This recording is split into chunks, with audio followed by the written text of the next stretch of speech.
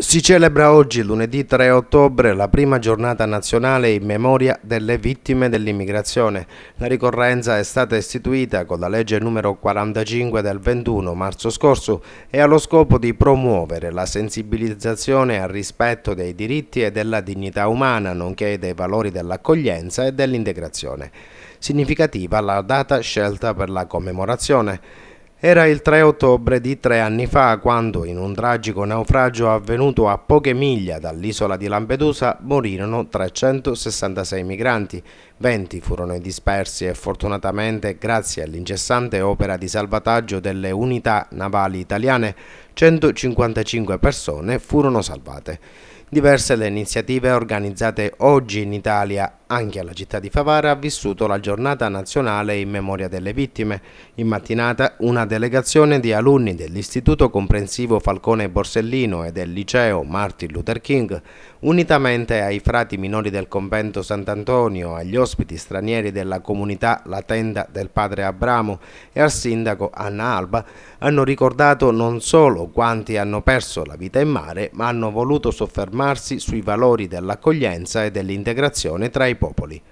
Di fronte a questi bambini ringraziamo il Signore, la disponibilità e la sensibilità che Lui ci ha comunicato in questi giorni, collaborando in maniera particolare con la signora sindaca, nonché con le varie istituzioni e anche noi come comunità ecclesiale, nel fare memoria della giornata dei nostri fratelli immigrati morti in mare.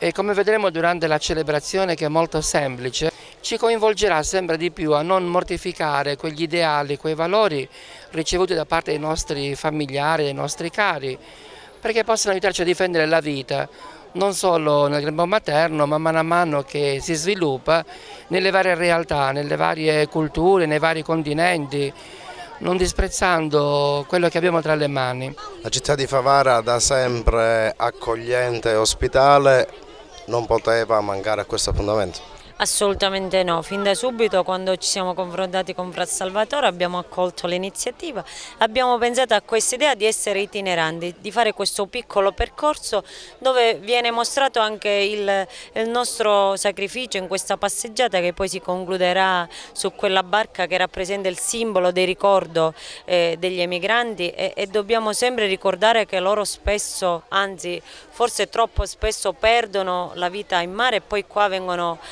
ridotti in condizioni che vanno al di là del trattamento che ogni uomo dignitoso dovrebbe avere. Dopo un breve momento in piazza Cavour, un corteo si è mosso alla volta del belvedere della collina San Francesco, dove all'ombra del Pescador, imbarcazione utilizzata dai migranti ed eretta a monumento, sono state lette due preghiere: Siamo tutti migranti, scritta da Papa Francesco e recitata da Fra Salvatore Di Bartolo, padre guardiano del convento, e un'orazione islamica curata da Ahmad, giovane pakistano ospite dei frati.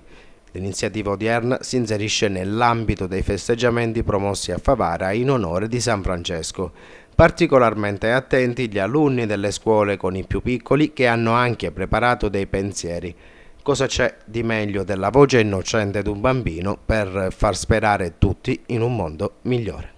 Io non voglio la guerra e la sofferenza, ciò che vorrei è l'amore, la gioia è che l'Africa sia libera dalla crudeltà e dalla schiavitù e che vivano in pace e in armonia.